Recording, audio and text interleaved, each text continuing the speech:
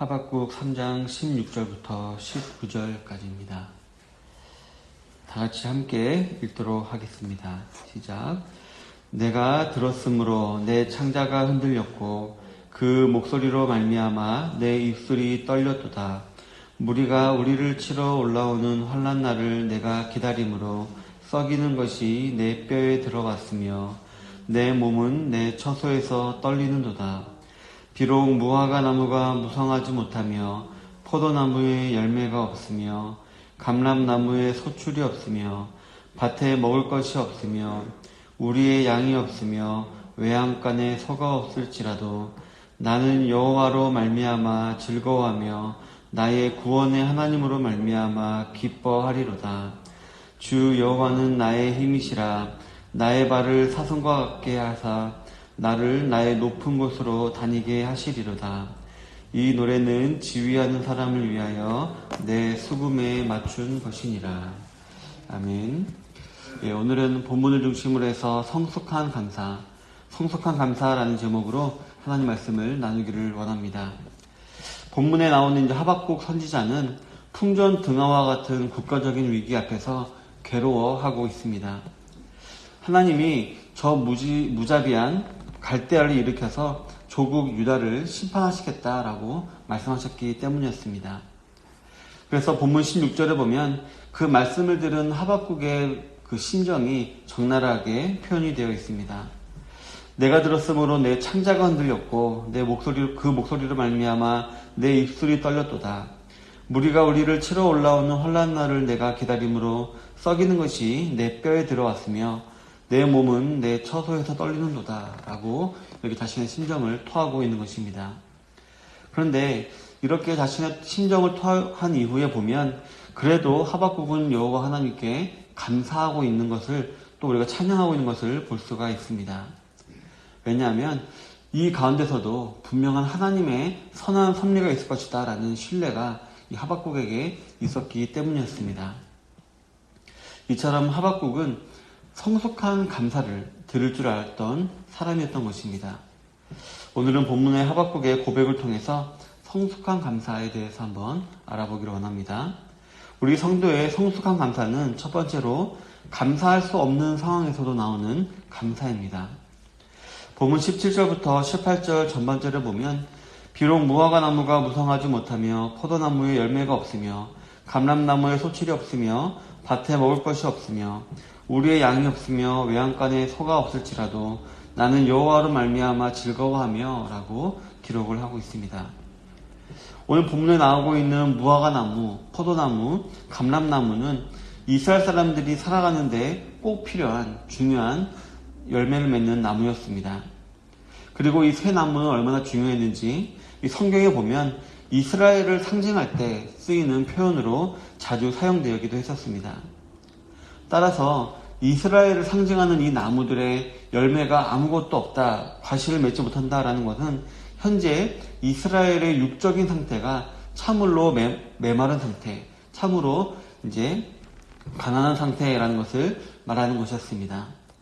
그리고 이어지는 밭에 그들의 소출이 없다라고 했는데 밭은 그들의 주식인 밀을 수확하는 그 밭을 말하는 것이고 우리의 양과 외양간의 소는 이스라엘 백성들의 주식이라기보다는 하나님께 제사를 드리기 위한 제물의 용도라고 볼 수 있는 것이었습니다.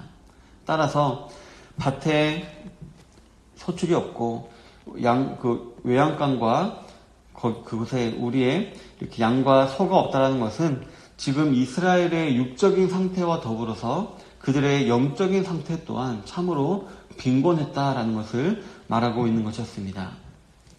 이처럼 하박국은 그 당시 이스라엘의 상황이 이와 같이 모든 것이 불만족인 상태였음을 우리에게 알려주고 있는 것입니다.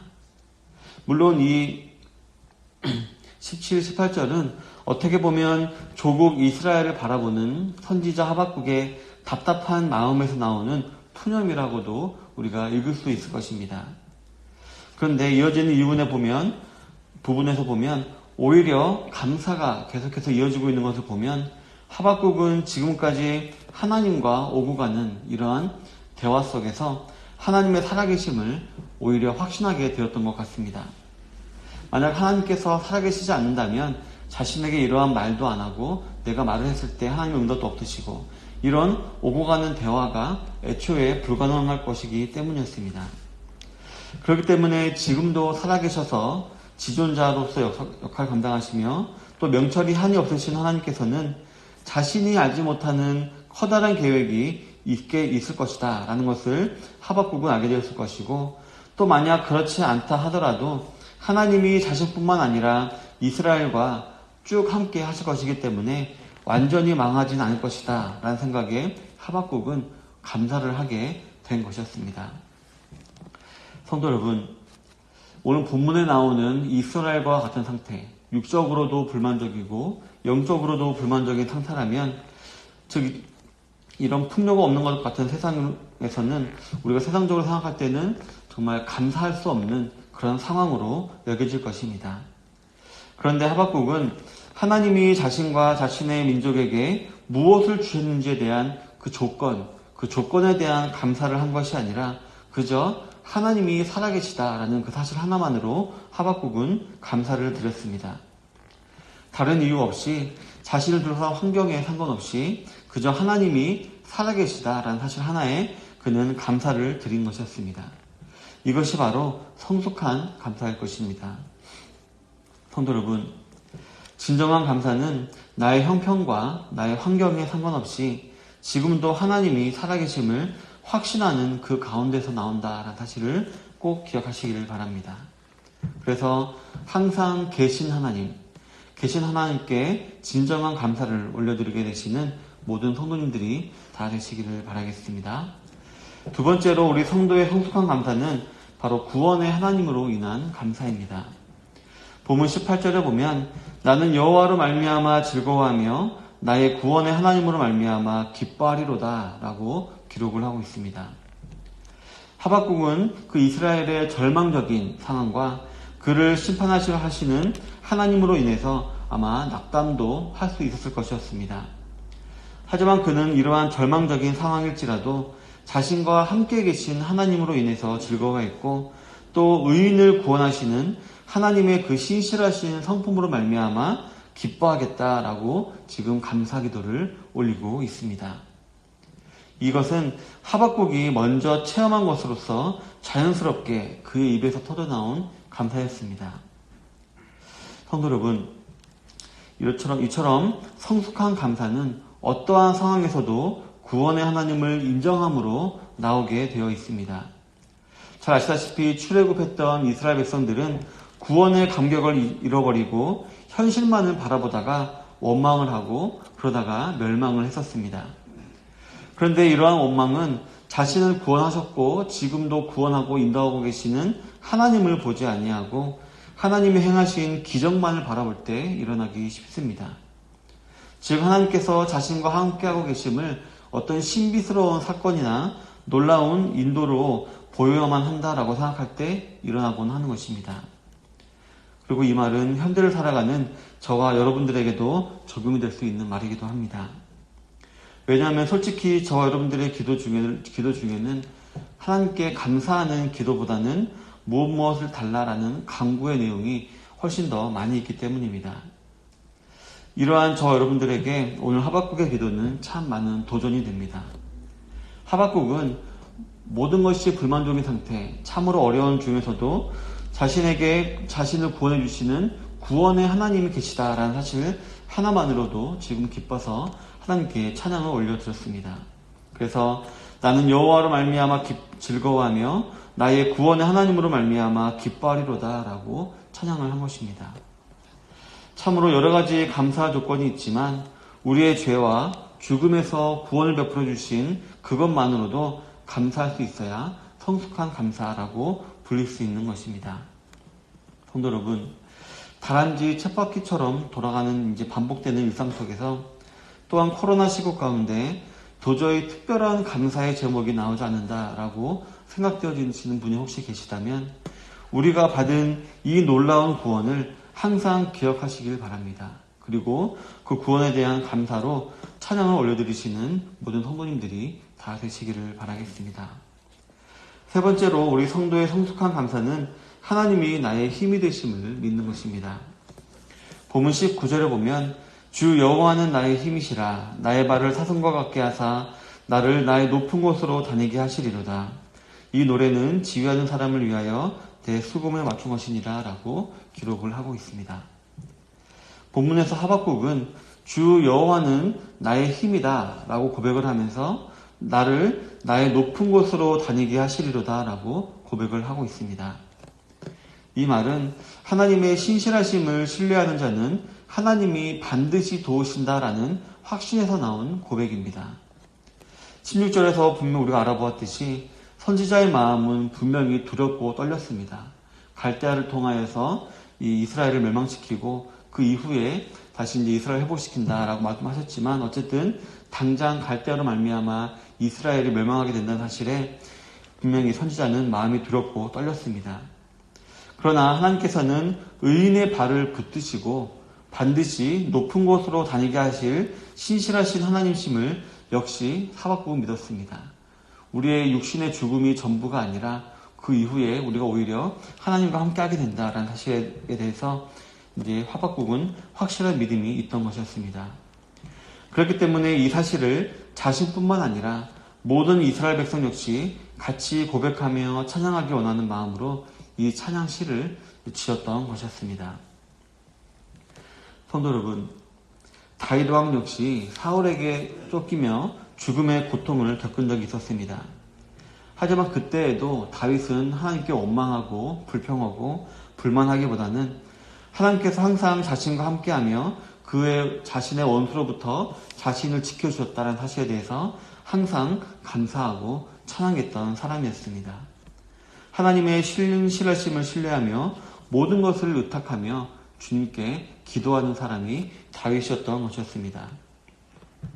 그렇기 때문에 다윗은 놀라운 승리와 구원을 체험하게 되었고 또 그 사실을 자신만 알기를 원한 것이 아니라 다른 모든 자들도 알기를 원하는 마음으로 여러 가지 시를 지어서 많은 사람들도 알게 했던 것이었습니다. 그래서 다윗이 지은 그의 시 가운데 보면 하나님을 나의 단석, 나의 방패, 나의 산성 등으로 노래하며 그가 자신을 높은 곳에 세워주셨다라고 찬양한 것을 우리가 쉽게 찾아볼 수가 있습니다. 성도 여러분, 우리 성도들도 잠깐 어려움에 빠질 수가 있습니다. 낭만과 두려움과 근심에 사로잡힐 때가 있는 것입니다. 그러나 그러할 때에도 신실하신 하나님께서 우리의 힘이 되시며 결국엔 우리를 높은 곳으로 세워주실 것이다. 즉 우리를 구원해 주셔서 모든 것으로 다 회복시켜 주실 것이다 라는 사실을 꼭 기억하시는 성도님들이 되시기를 바랍니다. 그래서 어떤 상황에서라도 항상 하나님을 의지하고 하나님께 감사하시는 모든 성도님들이 다 되시기를 바랍니다.